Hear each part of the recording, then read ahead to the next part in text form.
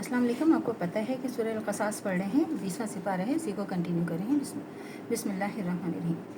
क्या जिस शख्स से हमने अच्छा वादा किया है फिर वो उसको हासिल करने वाला हो, तो क्या वो उस शख्स का सा है जिसको हमने दुनिया की ज़िंदगी में फ़ायदा से बहरमंद किया, फिर वो क़यामत के रोज़ इन लोगों में से है जो हमारे रूबरू हाजिर किए जाएंगे। 61। और जिस रोज़ अल्लाह उनको पुकार कर कहेगा कि मेरे वो शरीक कहाँ हैं जिन पर तुम पर बड़ा ज़ौम किया करते थे। 62। और जिन लोगों पर अल्लाह का फरमाना साबित हो चुका होगा वो कहेंगे, ए हमारे रब, ये वो लोग हैं जिनको हमने गुमराह किया था जिस तरह हम खुद गुमराह हुए थे, इसी तरह उनको गुमराह किया था। अब हम तेरे हुजूर में बेजारी का इजहार करते हैं, ये हमें नहीं पूछते थे। 63। और कहा जाएगा कि अपने शरीकों को बुलाओ, तो वो उनको पुकारेंगे तो वो उनको जवाब ना देंगे, और अजाब को देख लेंगे तो कहेंगे काश हम हिदायत याफ्ता होते। 64। जिस रोज़ अल्लाह उनको पुकार कर पूछेगा, तुमने रसूलों को क्या जवाब दिया था। 65। फिर उस रोज़ उनको कोई बात समझ नहीं आएगी, आपस में पूछ भी ना सकेंगे। 66। बस जब हमने तौबा कर ली और ईमान लिया और नेक काम किए तो ऐसे लोग उम्मीद है कि निजात पाने वालों में से होंगे। 67। और आपका रब तो जो चाहता है पैदा कर देता है और चुन लेता है, इनको इसका कोई इख्तियार नहीं, अल्लाह ताला पाक और बालातर है उनके शिर्क से। 68। और आपका रब उनके सीने की खुफिया बातों को भी जानता है और जो जाहिर करते हैं वो भी। 69। और वो अल्लाह ही है, इसके सिवा कोई माबूद नहीं, दुनिया और आखिरत में वो तारीफ़ के लायक है और उसी के लिए हुकूमत है और उसी की तरफ तुम सब लौट कर जाओगे। 70।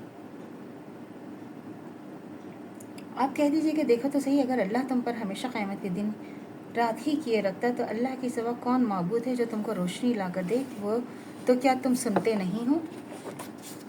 तो आप कह दीजिए देखो तो सही, अगर अल्लाह तुम पर हमेशा क़यामत के दिन ही किए रखता तो अल्लाह के सिवा कौन माबूद है कि तुमको रात ला दे जिस पर तुम आराम करो, क्या तुम देखते नहीं।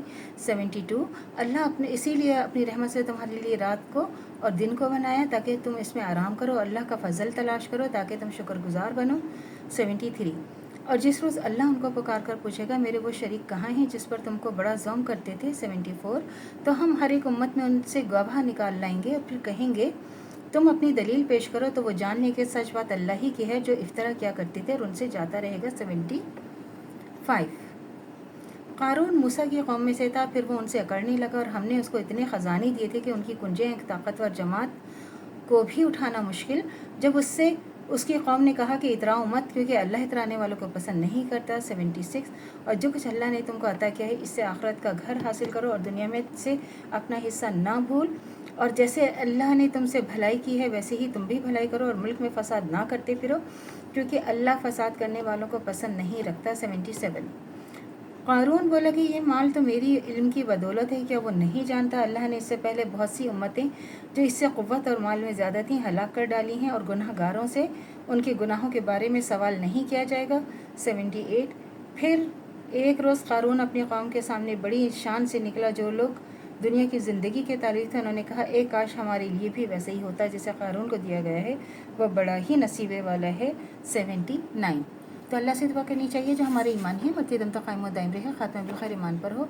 इजाज़त दीजिए, अल्लाह हाफ़िज़। मेरे चैनल को लाइक कीजिए, शेयर कीजिए, सब्सक्राइब कीजिए। शुक्रिया।